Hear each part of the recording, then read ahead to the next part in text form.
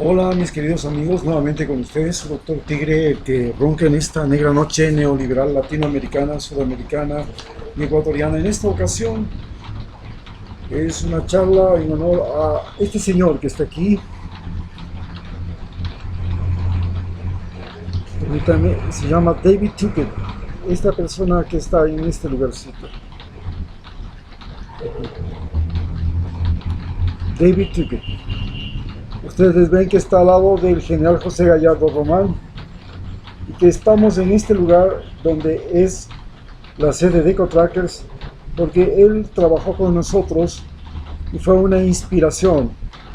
Esta inspiración fue lo más importante que hemos recibido. Un ciudadano británico de 74 años que llegó a Ecuador para ayudarnos a proteger la biodiversidad, la diversidad cultural y la salud en todo el país. Y con él enviamos voluntarios a 10 áreas protegidas, 14 nacionalidades, y en esos lugares tratamos de desarrollar el turismo comunitario, el turismo inteligente. Bien, pero hoy vamos a hablar algo que él nos inspira y que nos permite pensar y razonar para entender cómo somos y en qué lugar vivimos, qué es lo que nos mueve en este momento, en la situación que estamos, cuando vivimos la crisis sanitaria, la crisis económica y una crisis electoral política en Ecuador, que está entrando en su fase más crítica, ¿no? En un momento realmente extenuante, difícil, complicado, cuando ya en Quito tenemos 100.000 infectados, en el país pues no se sabe cuántos, en muertos no se sabe cuántos, porque no podemos confiar en las cifras del Ministerio de Salud. Empezó una vacunación, no hubo vacunas suficientes, no hemos empezado, estamos muy atrasados respecto a otros países como Chile, aquí en Sudamérica, y nos enfrentamos a una elección que, imagínense, hasta el día de hoy fue el 7 de febrero, estamos ya a 2 de marzo, todavía no sabemos quién es el candidato con el que se va a enfrentar la próxima, será la próxima, las próximas elecciones en el mes de abril, el 11 de abril, cuando ya prácticamente tenemos un mes y no sabemos quiénes son finalmente los que están en la segunda vuelta electoral, para que ustedes vean la anormalidad. 4 semanas de incertidumbre. Pero tenemos que entender ahora un poco cómo se mueve nuestra conciencia y nuestro razonamiento emocional, nuestro pensamiento emocional, que es básicamente el que mueve las elecciones.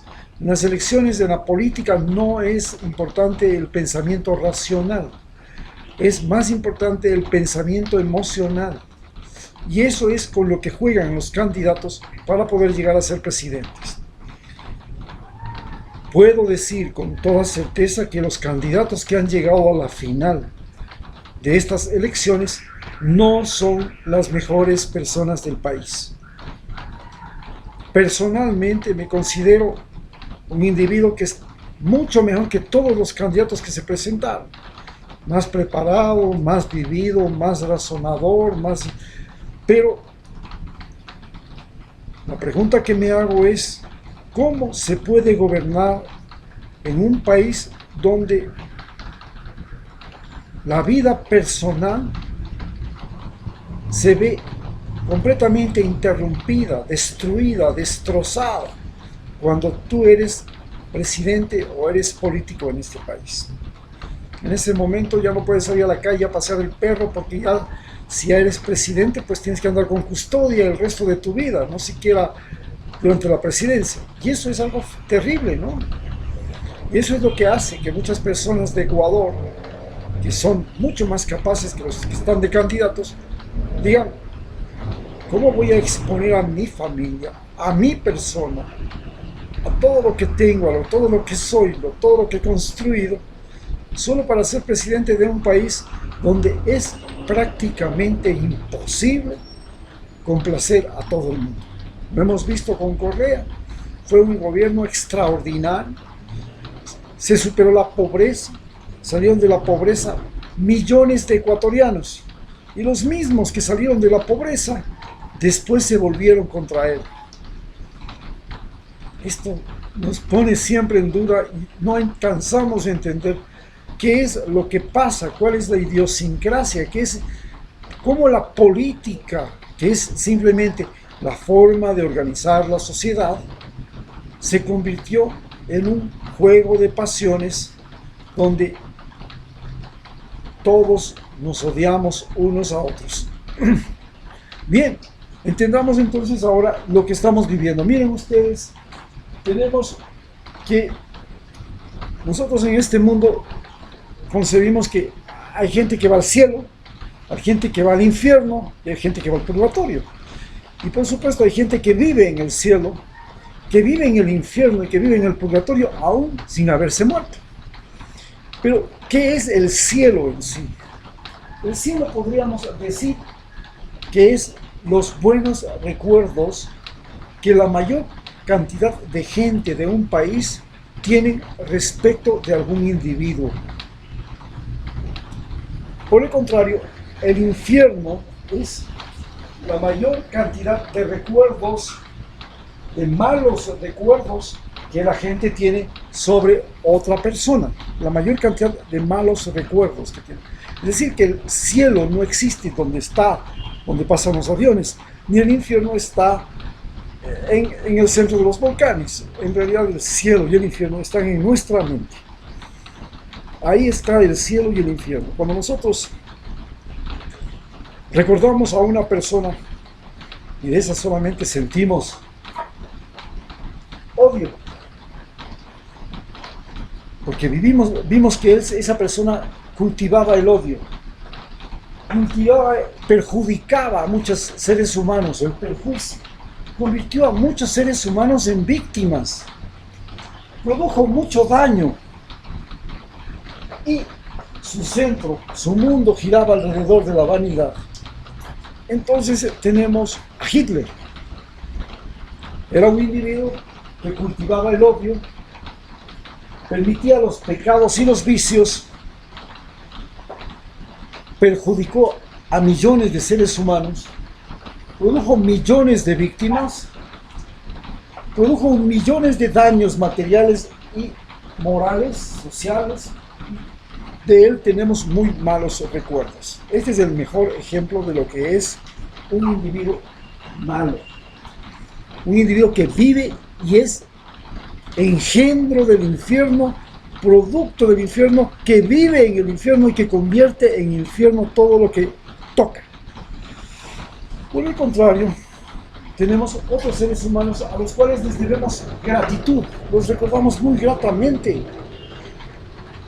Hemos sentido que su ayuda, que ayudaron a la gente, pero no solamente que ayudaron a la gente, sino que su ayuda fue oportuna y valiosa. Y esa ayuda oportuna y valiosa se convirtió en buenos recuerdos. De eso podemos decir que en el Ecuador, a la persona que más recordamos que dio ayuda a mucha gente. Esa ayuda fue oportuna, esa ayuda fue valiosa. Y muchos tienen buenos recuerdos, por ejemplo, Rafael Correa. Y esa es la razón que explica por qué Andrés Arauz ganó la primera ronda de las elecciones en el 7 de febrero de este año. Eso explica por qué. ¿Por qué no ganó Lasso? Porque Lasso, en su discurso, en su oratoria, nos invita al odio. Al odio aquí en el Ecuador se le conoce con el nombre de anticorreísmo. Es el odio así materializado. Perjudicó. Todos sabemos y somos conscientes, excepto la nueva generación, porque sus padres están en el extranjero y no entienden ellos qué pasó. Pero todos sufrimos en 1999 la crisis bancaria cuando él era el superministro de Economía de Yamin Mawad. Y en esa crisis económica lo que hicieron los banqueros, como él, porque él era banquero, fue robarse el dinero de las cuentas corrientes, de las cuentas de ahorro, sacar ese dinero fuera del país y producir una quiebra tan terrible que perdimos la moneda que era el sucre y millones de ecuatorianos tuvieron que salir de este país a mendigar en Italia, en España, en Estados Unidos, a vivir situaciones críticas en esos países para conseguir un poco de dinero y mandarle las remesas a Ecuador, que a su vez salvaron la economía y permitieron el renacimiento de este país. Esas gentes que todavía están en Estados Unidos, en Italia, en España, en todas partes, recuerdan con dolor lo que fue dejar su país, separarse con el llanto de sus hijos, de sus familiares, de sus amores, de su vida, y dejar hogares sin padres, sin madres, creándose en situaciones críticas, con la incertidumbre. Gracias al cielo hoy día existe la internet y eso parece que no fuera nada. Irse a otro país, trabajar allá, vivir allá y todo. Pero en ese momento que ellos se fueron no había pues internet. Irse allá era cosa más terrible, había que hacer colas para llamar por teléfono. Las cartas nunca llegaban. Esto es lo que nos hace sentir. Y hay un eje fundamental que nos hace saber que Él es maligno y que Él está en el infierno y que Él vive en el infierno y que es un infierno su vida. Es porque la vanidad es el motor fundamental de su conducta. Él vive para su vanidad y no tiene ni de qué envanecerse. Bueno, puede envanecerse de su enorme fortuna de 4.000 millones de dólares, pero no puede envanecerse de su condición física, que es terrible, ni de su aspecto físico, que es deplorable, ni de su discurso, ni de su oratoria, ni de sus conocimientos, ni de su sabiduría, ni de nada, porque nadie puede reconocer que él haya producido un buen libro, un buen conocimiento, una sabiduría, haya descubierto algo, haya inventado algo. No, simplemente cuenta billetes y lo que hizo es multiplicar la plata. ¿Y cómo lo hizo? Comprando a los que debían la deuda, los que no tenían, a los que había robado los banqueros, les compraba unos papelitos que daba el gobierno, que eran unas promesas de pago.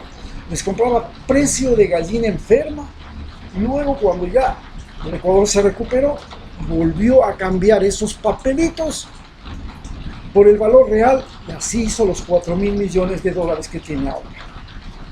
Esto es lo que nos recuerda la vanidad.